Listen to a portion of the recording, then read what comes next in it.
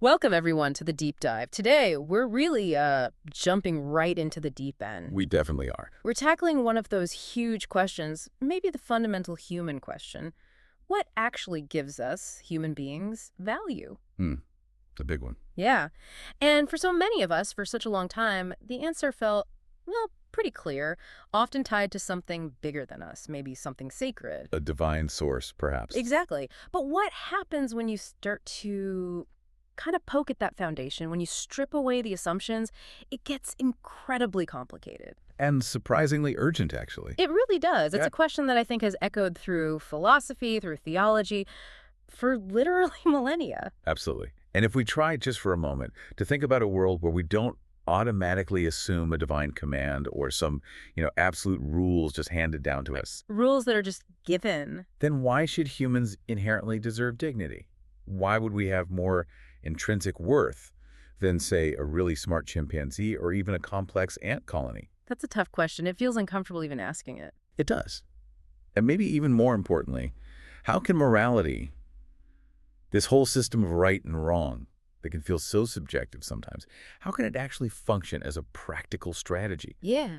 a survival strategy? For us as individuals and for society. Yeah, exactly. It's a massive challenge to our gut feeling about our own worth. That's the core tension, isn't it? That deep feeling inside that we do matter, we do have value, but then that sort of intellectual struggle to ground that value if you're looking at it purely from a secular or maybe even a scientific viewpoint. Finding a different foundation. Yeah. And our mission today is to trace that journey, to tackle that tension head on. We're going to start with what some really fascinating modern thinkers suggest are the evolutionary roots of morality. Where does it even come from, biologically or socially? Right. Then we'll look at some powerful historical examples, different civilizations, how they grappled with this. Okay. And hopefully we'll land on a practical, kind of actionable, ethical framework. We're calling it survival cooperation ethics, or SCE. SCE. Got it. So the idea is to show morality isn't just abstract philosophy, Yeah. like debating good versus bad. Or just a list of rules from, a sacred text. Right. It's more like an essential tool, an adaptive mechanism. Yeah. Forged maybe in the fires of natural selection. Exactly. A toolkit designed to help us not just, exist, but to really thrive, to endure. Of the long haul. Yeah. So let's set the stage for how morality might be the very operating system for human life itself. Okay, let's dive in. So let's unpack this first part. This idea that human value might not be inherent, not in some absolute God-given sense, it feels. Unsettling. Definitely unsettling. It's a question that, speaking personally, can lead to this deep philosophical discomfort.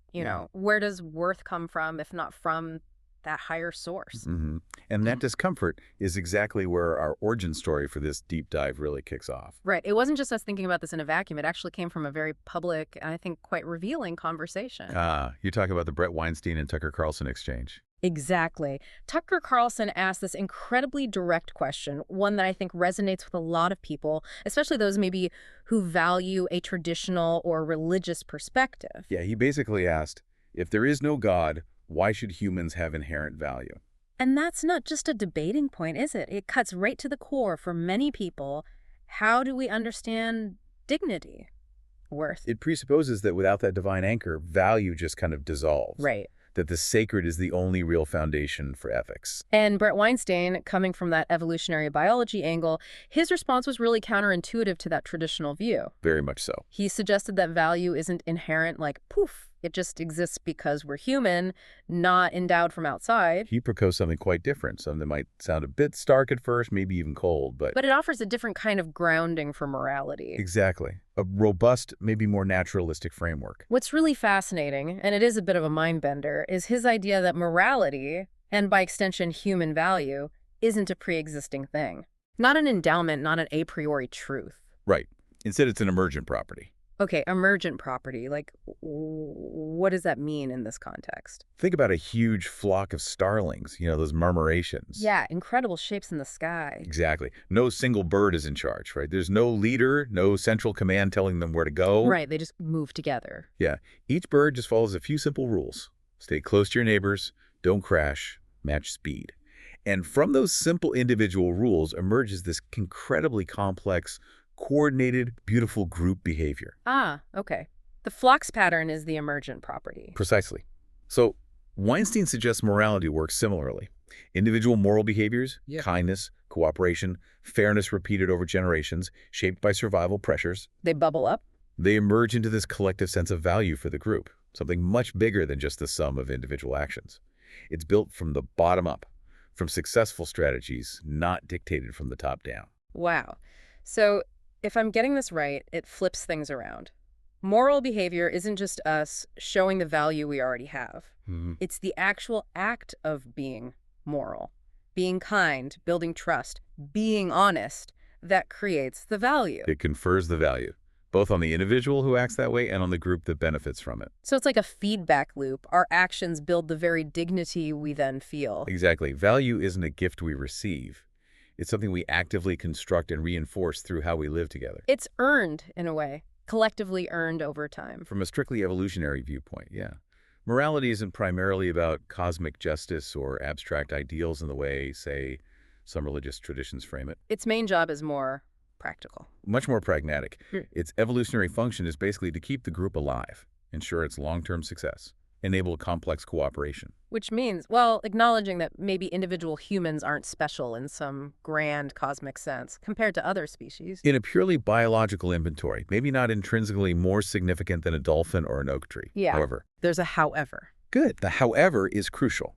Our capacity for moral behavior, our ability to cooperate on a massive scale, make sacrifices for the group, follow shared rules that makes us unique and incredibly successful in our own social context. That's what allows for, well, everything. Cities, science, art. Exactly. It allows us to build civilizations, solve problems way beyond any single individual's capacity. So the value comes from what morality allows us to do together. Okay. This really does challenge the conventional understanding for many people, myself included sometimes. If you grew up thinking value is divinely given, this evolutionary story feels different, almost startling. It invites you, the listener, to really rethink where ethics come from. It shifts the perspective from morality as a set of, say, static commandments. Right, handed down. To seeing it as this dynamic, evolving toolkit, a set of strategies we develop to survive and thrive together. And I suppose, even if you do believe in a divine source, this evolutionary lens shows how that morality might actually function in the real world, the mechanics of it. That's a great point. You show the functional aspect, how it works on the ground. And that's the connection for everyone listening. Morality isn't some optional extra, some philosophical luxury. It's essential software. It's the essential operating system for complex social animals like us. Without it, our large-scale cooperation would likely just fall apart. We wouldn't have the societies we do. Okay, so if we accept this idea of morality as this adaptive, emergent thing for survival, it immediately raises another big question for me. Which is? Well, if survival's the goal, what stops different groups from developing wildly different, even clashing moral systems? If strategy A works for group 1 and strategy B works for group 2, couldn't they be totally incompatible, even horrific to each other? Yes. Does survival of the fittest mean anything goes ethically? Right. Does it mean the most ruthless group just wins? This throws us right into that classic debate. Moral relativism versus universal principles. It's a critical fork in the road. This is the relativist dilemma. At its core, moral relativism says right and wrong aren't fixed. They depend entirely on context, culture, time period, maybe even just individual viewpoint. No absolute moral truths that apply everywhere, always. Exactly. And from that pragmatic evolutionary angle we were just discussing, well, it seems to fit, doesn't it? It kind of does. If survival is the driving force, then what works for a tribe in the desert fighting for water? Is going to be different from a farming community with plenty of food. Their rules for survival, their morals would naturally be different. So evolution seems to lean towards relativism, at least initially. Different strategies for different situations. Yes, the diversity of evolutionary pressures would suggest diverse moral solutions, like different algorithms optimized for different environments. But, and this is a huge but, there's always a but. There's a critical catch with pure, unchecked relativism, something we can call the boomerang effect. The boomerang effect. Okay, that sounds ominous. It highlights a deep flaw. It might seem smart, tactically, to be cruel or exploitative towards outsiders. Right. People not in your tribe. To grab their resources, assert dominance, it looks like it benefits your own group, short term. Exactly. But the sources argue this carries a serious, insidious risk. That kind of behavior, even if directed outward, can subtly poison your own group over time. How so? Like it leaks back in? Precisely. If you permit, say, dehumanizing a neighboring group to justify taking their land, Okay. the internal justifications you create, they're lesser. Their suffering doesn't matter. They don't deserve rights. That thinking doesn't just stay neatly contained. It starts to erode trust within your group. Because you've weakened the very idea that everyone deserves decent treatment. You've weakened the moral muscle. Yeah. Maybe it starts small, less empathy for the vulnerable inside your group. Then maybe internal exploitation becomes easier to justify. The lines get blurry. So the cruelty you aim outwards comes back to bite you internally. It's like a self-inflicted wound to the internal trust and moral fabric that actually makes the group strong. The hypothesis here is profound. Even a survival-based morality needs internal limits, some core principles. You can't be purely pragmatic without boundaries. Or that pragmatism ends up destroying itself. Like an unchecked cancer, it consumes the host. Okay, so pure relativism. Flexible, maybe good for short-term wins, but risks long-term internal rot. The boomerang. Got it. Now let's swing to the other side. The universalist predicament. These are the big principles: honesty, dignity, fairness, maybe compassion, respect for life. Principles seen as stable, unchanging, applying to everyone, everywhere. For many with a religious faith, these are often seen as reflections of God's nature or divine law. They give you a solid anchor, right? Predictability, a shared understanding of what's fundamentally right. Absolutely. They provide that strong moral foundation. But here comes the but again. Always a but. The rigidity trap. Exactly. The rigidity trap. Inflexible universalism has its own dangers, its own existential threats. Think about a massive crisis, war, plague, environmental collapse. Okay, disaster strikes. If a society rigidly sticks to all its peacetime universal rules, refusing any adaptation, any tough pragmatic choices. Even if sticking to the rules means extinction. Potentially. They could be outmaneuvered, exploited, or just wiped out by more flexible, maybe more ruthless, relativist groups who are willing to bend the rules to survive. Their highest ideals could, ironically, doom them. Wow. That's deeply unsettling. The very things you hold most dear could be your downfall if you apply them blindly. Without wisdom or flexibility, yes. It's that core trade-off. Yeah. Relativism gives you immediate adaptability, the power to react. Universalism gives long-term stability and moral coherence. But either extreme is dangerous. It's like you need a balance. The universe seems to demand nuance, and this tension, this balancing act, is actually really well illustrated by game theory. Game theory. Okay, how does that apply to ethics? Finite versus infinite games? Exactly.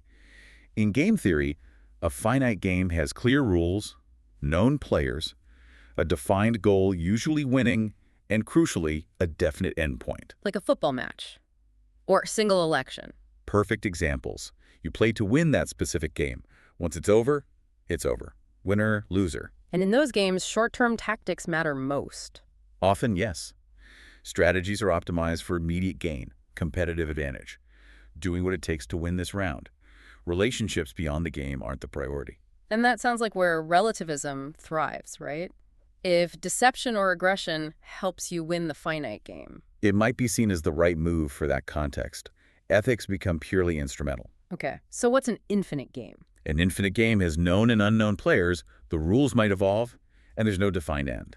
The goal isn't to win in a final sense. But just to keep playing. Exactly. To perpetuate the game itself. Think about marriage, or true friendship, or maybe ongoing international diplomacy. You're not trying to win the argument today if it means destroying the relationship for tomorrow. Precisely.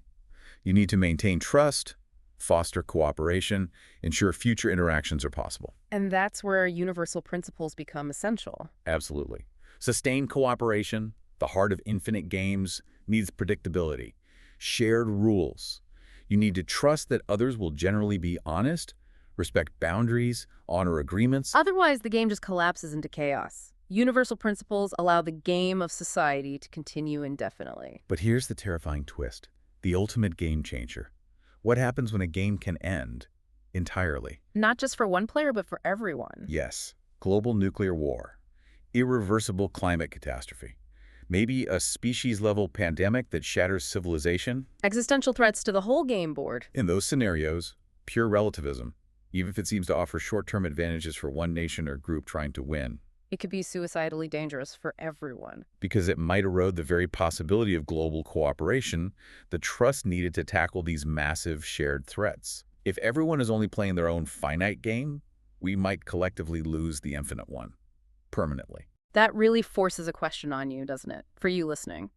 In our world today, so interconnected, climate change, global economics, pandemics, are we playing finite games against each other? Nation versus nation, company versus company. And are we really in an infinite game where the main goal has to be keeping the whole human project going? And the ethical implications of that choice, they're enormous. What kind of morality does that demand from us? These aren't just thought experiments. History is full of examples of societies trying, and sometimes failing, to navigate this exact tension. The past offers some incredibly potent, often painful lessons. Definitely. When you look back, you see civilizations constantly wrestling with this. How do you hold on to your core values, often rooted in religion or philosophy, Your universal truth. while also needing to adapt, to make pragmatic choices to survive in a messy world? It's not a new problem. It's the perennial human challenge. And what's striking is how every major civilization, in its own way, tried to crack this code. Tried to build a moral system that could both last and flex. Right. With varying success, and often with huge unintended consequences that we still feel today, they were all reaching for some form of survival cooperation ethics, even if they didn't call it that. Let's take Islamic civilization first.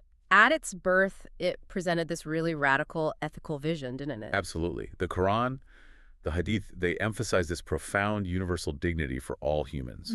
Everyone a creation of God, deserving justice, compassion. Regardless of tribe, status, even belief, initially. Powerful universal ideals. They forged a sense of unity across vast regions, breaking down old tribal lines, a shared moral horizon. But then, the reality of running an empire kicked in. Pretty quickly, yes. Pragmatic exceptions started to emerge, creating inconsistencies. Think about slavery. Right. It wasn't abolished, but regulated. Exactly. Islamic law regulated it, often encouraged freeing slaves, forbade enslaving fellow Muslims, but it continued. And that created a deep tension with the core principle of universal dignity. And rules for war, too. Necessary, maybe, but creating moral gray areas. Rules for wartime conduct aimed to limit brutality, but still permitted actions, taking captives, destroying resources that would be unthinkable in peacetime. These exceptions may be seen as vital for state survival and expansion back then. They created internal conflicts, moral dissonance. Deeply so. The system preached universal dignity, but simultaneously allowed bondage and different treatment based on faith or enemy status. And over time, those inconsistencies, they chipped away at the authority of the universal principles. That's the argument. The gap between the ideal and the practice, however necessary it seemed at the time, can subtly corrode the moral foundation. It creates stratification, ethical debates that continue for centuries. It shows how even strong universals can be compromised by perceived necessities with long-term effects on trust. It demonstrates that even well-meant adaptations, if they clash too strongly with the core, can lead to ethical erosion. Then we shift to the Western Enlightenment, another period championing incredibly high ideals. Universal human rights, individual dignity, liberty for all, hugely influential ideas. Revolutionary aspirations that reshape the modern world and still fuel justice movements today. The application. The application. That's where the profound hypocrisy often emerged. While philosophers wrote eloquently about these universal rights. The societies they lived in were practicing slavery, colonization. On a massive scale. Denying those very rights, life, liberty, happiness to millions based on race or origin, often justifying it with pseudoscience or cultural superiority arguments. They're not ready, they're lesser. It wasn't just an accident, it was often deliberate rationalization. And the impact, devastating. Not just the immense suffering caused directly. But it completely undermined their own moral claims, didn't it? Fundamentally, it created deep, lasting divisions, resentment, legacies of injustice we're still grappling with, post-colonialism, systemic inequality. That huge gap between the universal ideal preached and the selective reality practiced, it was like a poison. A critical lesson. A universal principle loses its power, its legitimacy, if it's not applied universally. The moment you carve out exceptions for us versus them. You invalidate the principle itself. It becomes just a tribal rule, a self-serving claim. It's not just failing the ideal, it's actively corrupting it through hypocrisy. Okay, moving east. Confucian traditions, other Eastern philosophies, they took a different approach, more hierarchical. Yes, often characterized by what we could call hierarchical relativism. This provided tremendous social stability. How so? Through very clearly defined roles, duties, and reciprocal obligations. Son to father, wife to husband, subject to ruler.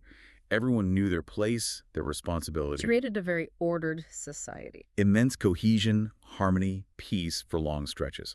What's key is that the ethical obligations were incredibly strong within that structure. The relativism wasn't anything goes, but that your duty depended on your position. So strongest duties to family, then community, then state. Generally, yes. Deep obligations internally. But a potential limitation was that this sometimes constrained the scope of universal compassion, in the broad Western sense. The strongest ethics were focused inward. The stranger might not get the same consideration as kind. Potentially, yes. It built a very strong moral core for the in-group, great stability, but maybe less inclusive or flexible towards those outside the defined order. Interesting. And finally, indigenous cultures. A different model again? Often, yes. Many demonstrated powerful in-group and nature-focused universal principles. Deep reciprocity, community bonds, stewardship of the land. Treating the environment as alive, part of the community. Exactly. Holistic ethics, often woven into spirituality and ecological wisdom. But what's also striking is their nuanced flexibility towards outsiders. How so? They didn't always impose rigid universal rules on everyone. Moral stances towards external groups were often adapted based on relationship, context, diplomacy, trade, even intermarriage. So build the relationship, then figure out the ethical interaction. Often, yes. While their deepest, most binding obligations were to their own community and their sacred connection to their specific land and the natural world. A kind of situated universalism with flexible boundaries. Okay, so looking across all these histories, what's the big takeaway about morality and survival? The crucial thing is that delicate balance. Yeah. You absolutely need universal principles. The anchor. For trust, shared understanding, the baseline for justice, essential for complex cooperation, for that infinite game. But you also need relativism, and a controlled wise form. Adaptation is vital. The flexibility to respond to different situations, threats. Without it, you're too brittle, you break. Exactly. But the danger, the real peril, is misapplication. When universalism becomes a cloak for hypocrisy, like the Enlightenment example. Or when relativism spirals into pure opportunism, or that boomerang effect where cruelty outwards corrupts you inwards. Either extreme misapplied leads to moral decay. And history suggests that moral decay often precedes or accompanies the physical decline or collapse of a society. Trust breaks down, values erode. So all these lessons from evolution, from history, they point towards needing a more explicit framework, something that consciously tries to manage this balance. Precisely. We can't just stumble between rigid rules and situational ethics. We need something more structured. And that need, that synthesis of insights, brings us directly to survival cooperation ethics, SCE. Okay, SCE. This is where we try to put it all together. Not just analyzing the problem, but proposing a solution, or at least a better approach. Exactly. SCE is designed as this blended, dynamic, but also actionable framework, a way to navigate the moral maze of modern life. It's trying to learn from all those historical successes and failures, informed by the evolutionary perspective. It aims to be a sophisticated operating system for ethics. It integrates those stable universal principles with controlled adaptive flexibility. And crucially, it has specific rules for emergencies. Trying to build a system for the long haul, for that infinite game. That's the goal, a pragmatic blueprint. So it's meant to be a practical guide, not just theory. Let's break down its parts. You said it has 3 main components. Yes, a clear structure. First, the foundation, the universal floor. Think of these as the roots. The non-negotiables. Absolutely. The bedrock principles that must always be upheld to maintain trust, dignity, the basic fabric of cooperation. If you violate these, the whole system is at risk. So what are they specifically? Core things like honesty without it, reliable information exchange, coordination, it all breaks down. Respect, acknowledging everyone's basic dignity, reducing conflict. Trust, the essential glue for working together. And protecting life, the fundamental goal. These are the anchors, stopping us drifting into chaos, providing stability, predictability. Without them, the infinite game becomes impossible. It just degrades. Okay, solid roots, the universal floor. What's next? The branches. Exactly. Yeah. Component 2 is context flexibility, the branches. This acknowledges that the world isn't static. We need to adapt. Right. It's the ability to adapt actions proportionally to specific situations, not abandoning principles, but applying them wisely. Like how? Well, role-based duties are a big part. A parent's duty to a child is different from a soldier's duty to their unit, right? Different roles mean different specific moral actions, all within the universal floor.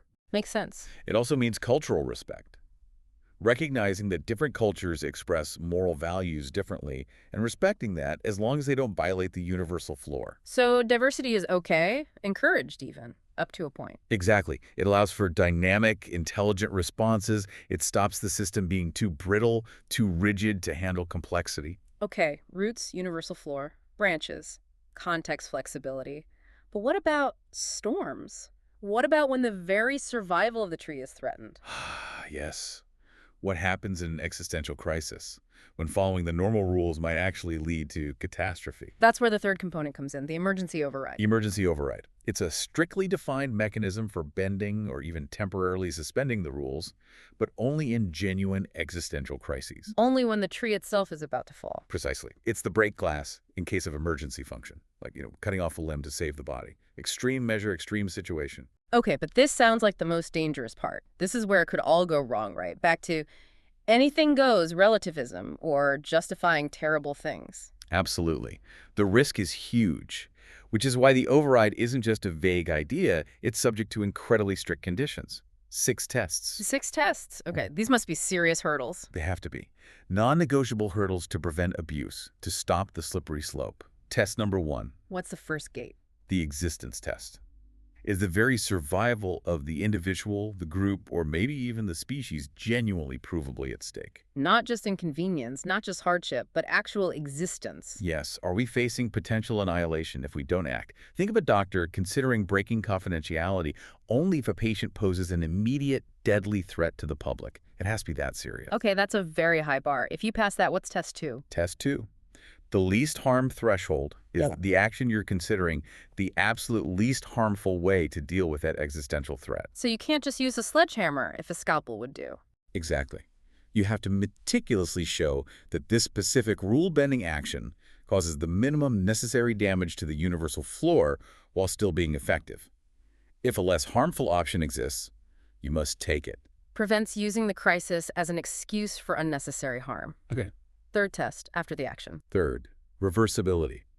Can the transgression, the bending of the rule, be reversed or repaired once the emergency is over? So it shouldn't leave permanent corrupting damage. Ideally, yes. Mm. Can you return the property you commandeered?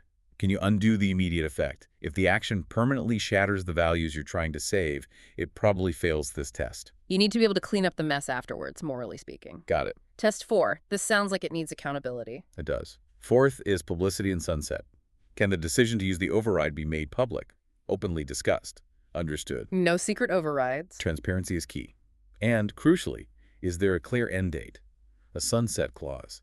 The override must automatically expire when the crisis ends unless explicitly renewed under scrutiny. Prevents emergency powers becoming permanent.